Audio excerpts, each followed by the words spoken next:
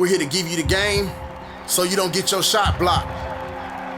We made the mistakes so you won't have to. Free game.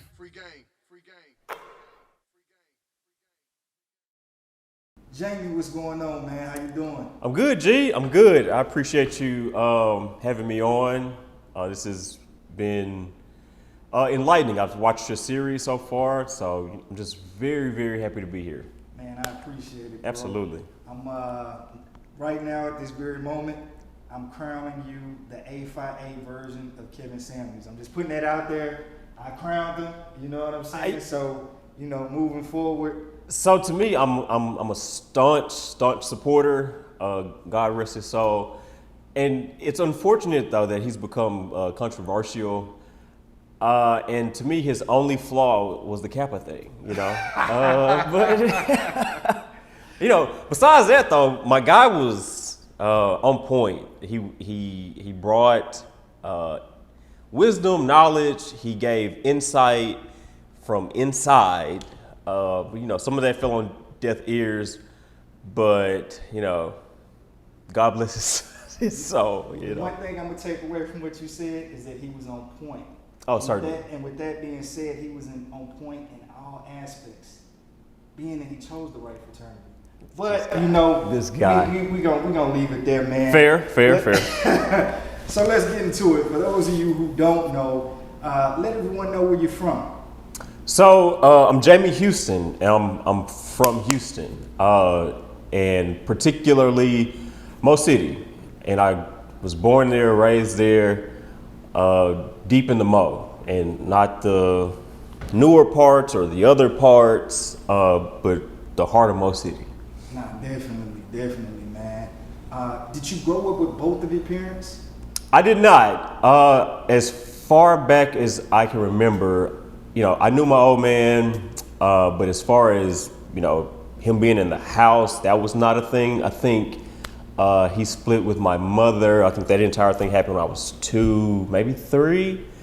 And from that point forward, I had a stepfather, but even then, he didn't live in the house with us.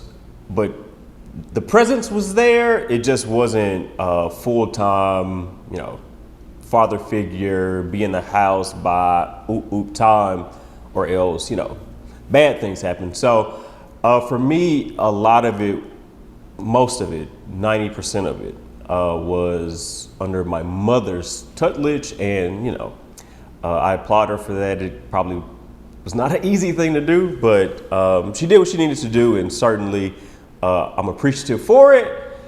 And you know, obviously appreciate my father and stepfather as well in their roles. Got you.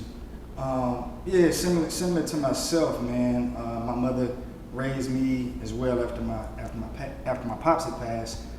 Growing up with a single parent, I know you said others were involved, but it was primarily your mom. Would you say that your mom was lenient? Lenient? No. So if my mother were standing right here right now and she asked me, who did you grow up with? Like, who raised you? I would say 100% you. No doubt about it, just off the strength of fear and respect. And so growing up, it was her rules. Like, those were the rules. It wasn't, you know, mom said, no, you can run to dad to get the $5 or get the yes to go to the movies. It was whatever she said went. And literally it was well into my adulthood before I started to shake her authority, right? I was 20 years old, 21 years old. Like, I wonder what my mama gonna think about XYZ. So she had you in a stronghold. Oh, it's like certainly, like she ruled by by vicious authority. By the fist. Would you say she was strict? And she was super strict, but you know, she wasn't violent. You know, it wasn't one of those situations where, you know, she'd go upside my head. I just had that level of respect for my mom, such that what she said went. And if you step outside of that, you found yourself in very hot water. And I just wasn't often willing to do that. Man, I respect it. I respect it.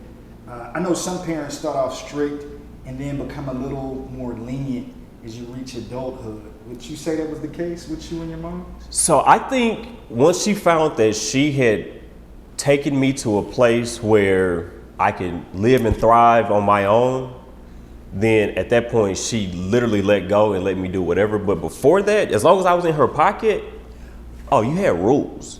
And if you didn't follow the rules, you ended up without. And I just wasn't willing to go without, right? And so, that makes sense. I know for some people, I can speak for myself, I needed a little bit of breathing room. Too much of a grasp would cause me to rebel. Did you ever rebel against your mom? So I can remember a time when I was in high school, and a few people had cars. They were cool cars, I was surprised and impressed. And so I was like, I need a car. What am I doing out here? And so back then, minimum wage was $5.15. And they bumped it up to $5.65, or I got a raise to $5.65. But basically, it wasn't enough to buy you a car. And so you couldn't hustle your way through minimum wage jobs to get a car. And I went to a black and brown school, and at black and brown schools, they always, at least my experience was, they always pitched going to the military as the number one option. And so at school, there was a table set up for the Army, right? And you could sign up for the Army, and they had these big stickers and these placards about this signing bonus you would get. I think it was $40,000, right? 40 grand could buy you a whip. $5.15 an hour couldn't. And so I'm thinking, how do I get a whip? If my mom isn't going to do it voluntarily, I'm going to force her hand, because she has her own vision for me, and it's not that. And so I go home one day with this pamphlet from the Army about this $40,000 sign-in bonus, and I don't think I've ever seen her more indignant about what I was going to do with my life, right? And so what she told me was in a word, no. No. So beyond that, I said, where's the car though? I need a car, and that's why I'm doing it. And she was like, yeah, I hear you, but no. And so even with that, I persisted because I really wanted this car. And the Army recruiters came to my house one day because, I'd already taken the pamphlet and given them my address and my phone number. And they come to my house one day, and my mom is at the crib. And they knock on the door. I go answer the door, and I'm standing outside on the porch talking to them. And I don't know how she knew what was happening, but she came to the door and literally was like, get, to the Army dudes, right? And they was like, oh, miss, I'm so sorry.